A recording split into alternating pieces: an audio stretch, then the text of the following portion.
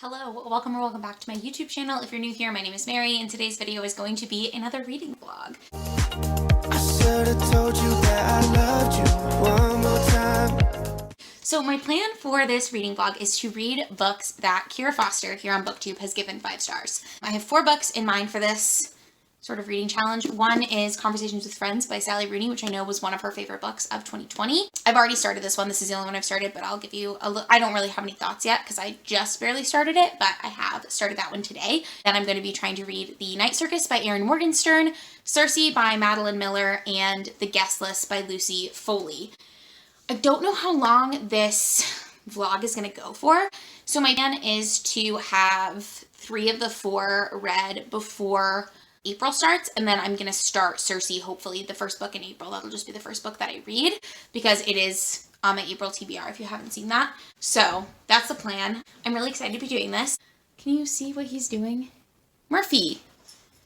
He's being so crazy right now. What a psycho dog. I don't know how alike our tastes are. Like I said, Conversations with Friends and Normal People were 2 of her favorite books last year.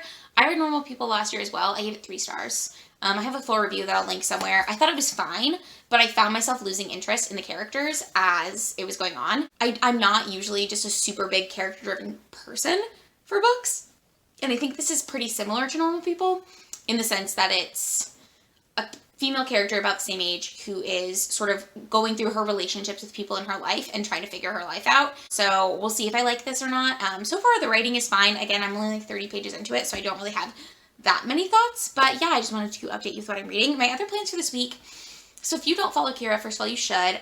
She has vlogs as well on her channel, but she's a vegan and she's a yoga instructor and she really likes Gilmore Girls and Taylor Swift, I'm pretty sure. So my plan for this week is to do some yoga, eat vegan food. I got some vegan snacks. I got like a Daya pizza, so I'm gonna try that maybe tonight or tomorrow, we'll see. And then I might watch some Gilmore Girls. You know, I've been on a Gilmore Girl kick recently as well. So, yeah, that's my sort of plan for this vlog and this, like, time.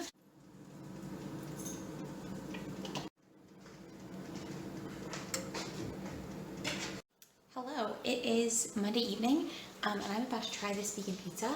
So I thought I would record a taste test for you. Full disclosure, I did accidentally get one that has a gluten-free crust as well, which I was not intending to do. So if the crust isn't the best, I'm not going to let that go against the whole pizza. I'm pleasantly surprised by the amount of melting that's happened on these vegan shreds. I've heard that vegan cheese has a tendency not to melt properly, but maybe, I mean, it's probably been years since I've heard that, so I bet there's better formulations of the vegan cheese. But yeah, I'm just going to go ahead and give this a shot. Also, I got the pizza that I thought I had the best chance of liking toppings wise. They had like a fake pepperoni one and then just plain cheese. And I got the one that has a bunch of vegetables because I usually eat a bunch of vegetables on my pizza anyways. So without further ado, I'm gonna give it a little bite.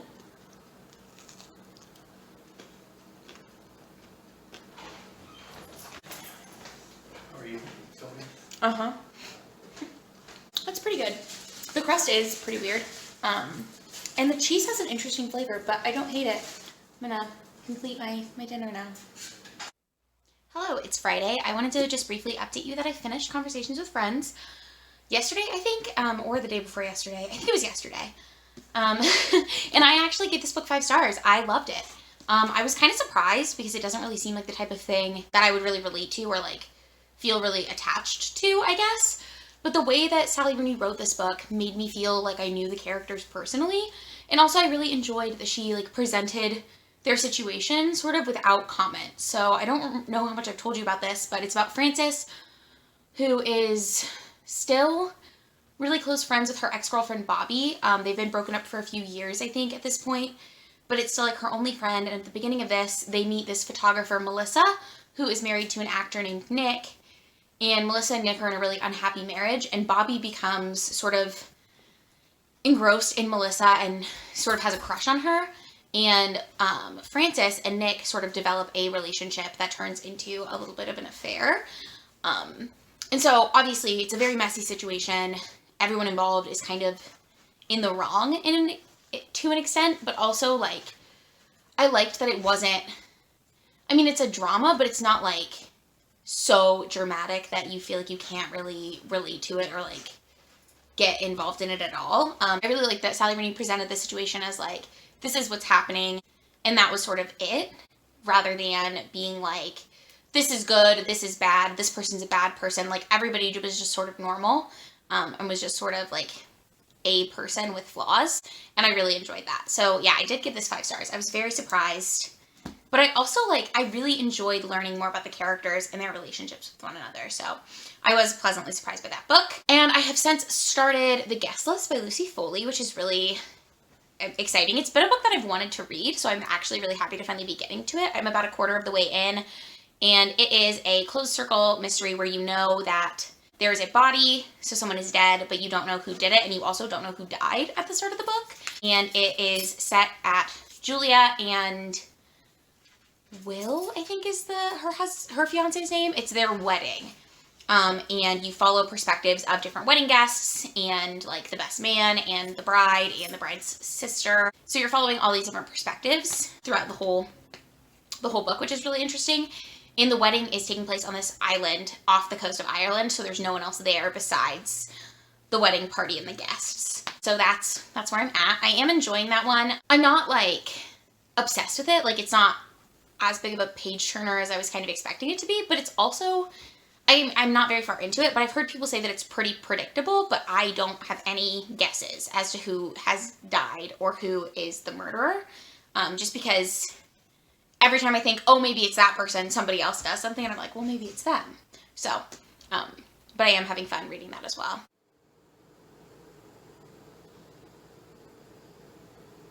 Hello, it's Sunday, and I just wanted to pop on and talk to you about The Guest List, but I also kind of wanted to show you, I think I showed a clip of this sandwich earlier in the vlog because I have been making this for a few days now, but I made a really delicious, like, vegan bacon, vegan grilled halloumi, and avocado sandwich on sourdough.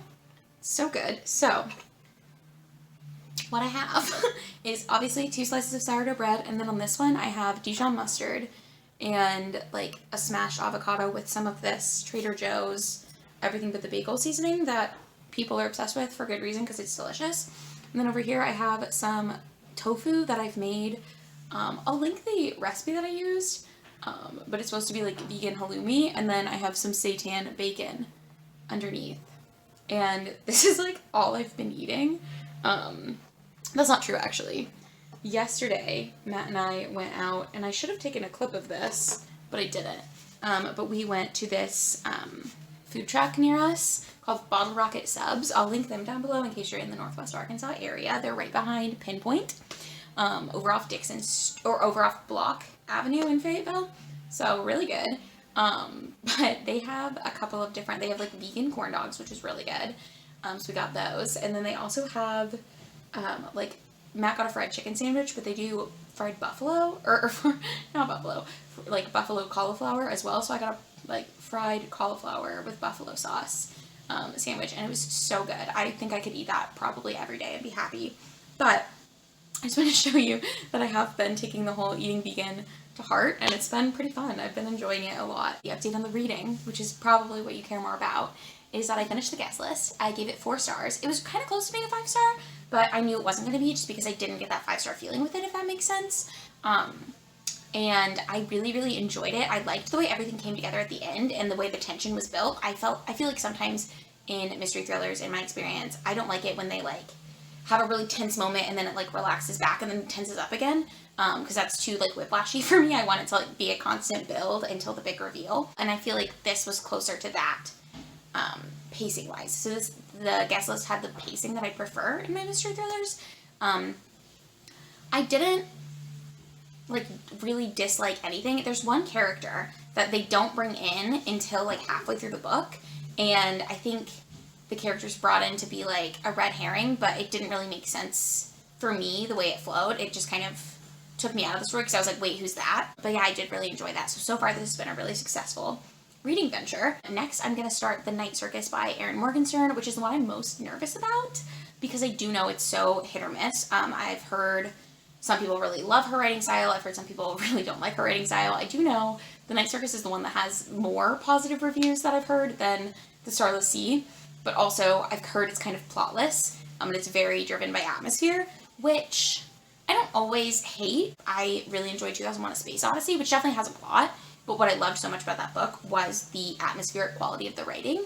So if it's similar to that in like the way in which things are described, I think I might enjoy it, but we'll see. So that is my next like project to start, and I'm hoping to finish that obviously before April. And then if you haven't seen, I released my April TBR today. That video is up on my channel. I'll link it somewhere, and it's a lot of books, so I'm a little nervous about it, but you know, we'll see. It'll be fun, I think. Anywhere you go, you belong. Anywhere you say, anywhere.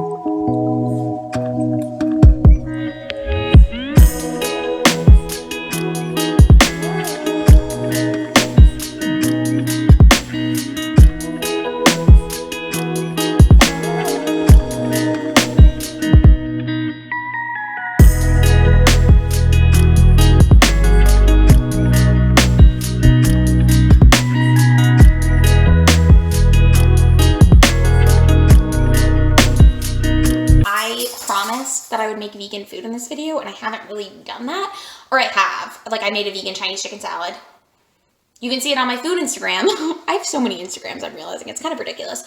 But I'm gonna make this.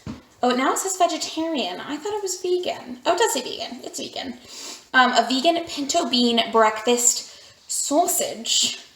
So I have pinto beans. It calls for mushrooms, which I have, soy sauce, chickpea flour, which I have chickpeas to make chickpea flour with. But anyways, I'm just gonna make this up because I'm gonna make myself also a tofu scramble because I have half a block of tofu left from when I made the tofu halloumi last week, or last weekend, I guess. So I'm gonna make that. I don't have any turmeric, which I think is what makes eggs yellow, or vegan eggs out of tofu yellow. So they won't be yellow, but you know, it'll be delicious. I also have some like jalapenos and red onions that I'm gonna chop up and put in my scramble. And then I have some leftover bacon that I might put on it. And yeah, I'm just gonna eat.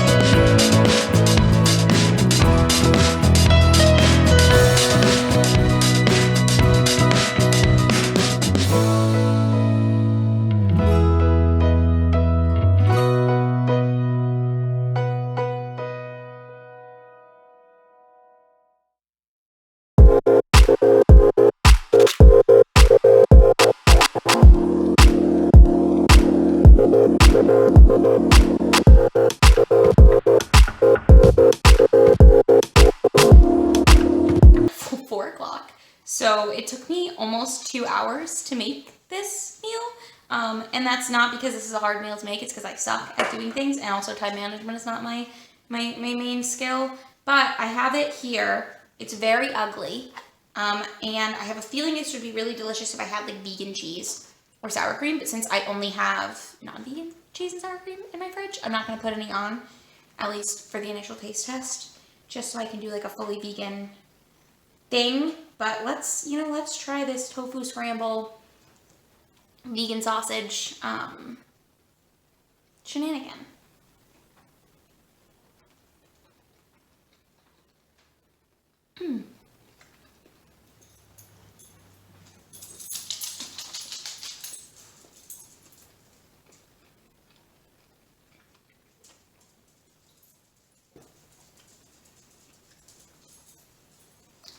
Okay, so I will say the sausage is under seasoned, so if you're making this at home, add more of any of the seasonings and like taste as you go. Because I do think I could have stood to put some more salt, pepper, maybe more of the herbs too even. The tofu scramble is really good. I just eyeballed it, and I do think it turned a little like brownish as it cooked, which helped it not look quite so white like tofu. So I think it was fine. I like the jalapenos and the red onions in it. I'm glad that I had that. I also like the hint of salsa that I poured in. I think that tastes really good. So overall, this is really yummy.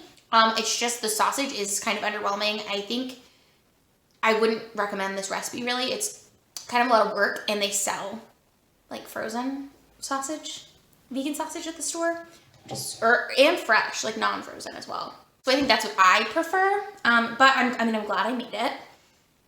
I bet if you want to make this recipe at home and do all of the like steps for the sausage, that's your prerogative, and I would love to hear how it turns out if you do that. But I'm gonna eat I guess this is kind of my dinner now. It was gonna be my lunch, but it's almost 5 o'clock, or it's 4 o'clock, so I guess I'll have a late dinner probably, or maybe like just an evening snack. But I'm gonna eat this, finish some homework, and I will catch up with you when I have another update.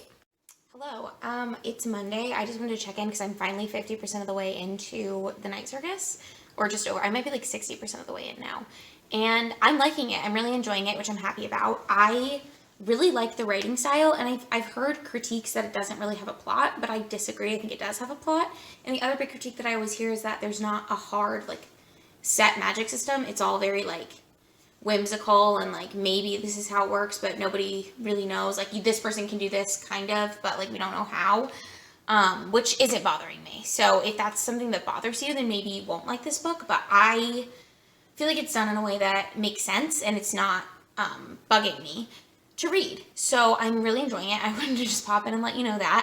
I don't have any like organized thoughts at this time. My biggest thing is it's taking me a really long time to get through, which it's less than 400 pages. I don't know why it's taking me so long to read, but I feel like I can't read more than like a little bit of it. And I do think I'm not bored of it, but every time I read it, I think I'm just reading it at the wrong times because it's making me kind of sleepy, but I'm liking it.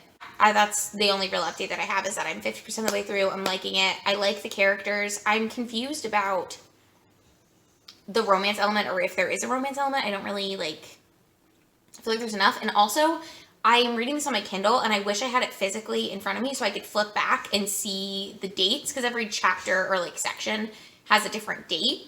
And it's not just like flipping between 2 different time periods. It's flipping between it'll be like 6 years in the future, and then it'll go back, and then it'll go to December of this year, and then it'll go back to like March of 2 years ago. And it's just like, I feel like because it's not chronological, and because I don't have a physical copy, I wish I had a physical copy, so it would just be easy for me to go back to the beginning of each section and write down the dates so I could figure out the timeline, if that makes sense. But I am enjoying it overall. I don't think it's going to be a 5-star read for me, just based on my feelings right now. Although I do think the writing is incredible, and I do think that it's a really interesting concept, and I'm loving the idea of it. But again, it'll just depend on how it all plays out and how things wrap up or tie together. But I don't know if I've even said what this book is about. It's about there's these 2 competing magicians / illusionists / whatever, wizards. I don't really know what they are. And at the beginning of the book, one of them finds out he has a daughter, and she has the same ability as him, but the other one can teach pupils, or you can teach these skills to people, but not everyone, but some people also have a natural inclination to it. And so it's 2 competing ideas of thought, and they decide that they are going to have a contest between this guy's daughter, and then the other guy has to pick a pupil to train. And then it follows the pupils as they're sort of learning, and they're learning how to do these illusions in different ways. And they each have different specialties. And the circus is this concept, and it's the arena for their competition. But the kids they know they're in a competition, but they don't know who their competitor is. And they like, I don't want to say too much because I don't know what is considered a spoiler, but that's all stuff you find out pretty early on in the book, like in the first couple of chapters. So it's interesting, and I am liking the idea of like competing with another person with these illusions, and that like the rest of the world doesn't know that magic exists, but it does. The soft magic system isn't bothering me per se, but it is something that is like, I wish I had like solid answers on, because I don't know, it feels confusing to me that it's like set in our world and these people have these abilities, but like they're not born with them necessarily, but you can be born with them. It's just like, it's a little confusing, I guess, is the only real way that I can say it. But I'm really liking it. I'm liking the imagery of it. I'm liking the idea of it. But yeah, that's the only real update that I have, and I will let you know when I finish the Night Circus, and I will tell you how I ultimately feel about it and how I felt about this project. Hello. I'm just popping in because I finished the Night Circus last night, and I did end up giving it 4 stars.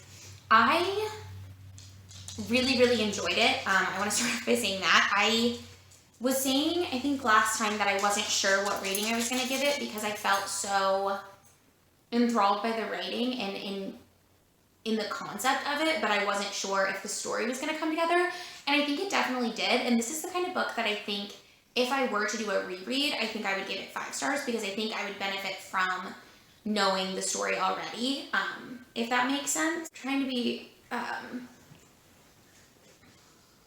I've been inspired by Ciara Foster yet again. This is the closest mug that I have to anything that she drinks, because she has those like really big soupy, like soup bowl mug things.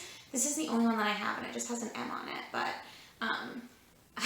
this is me trying to embrace her vibe. I thought The Night Circus was so good. The base problem that I had with it, I guess, it's not even really a problem with the book, it's a problem with the way that I read it. So I read an ebook copy that I got from my library because they didn't have a physical copy in stock when I needed to read it.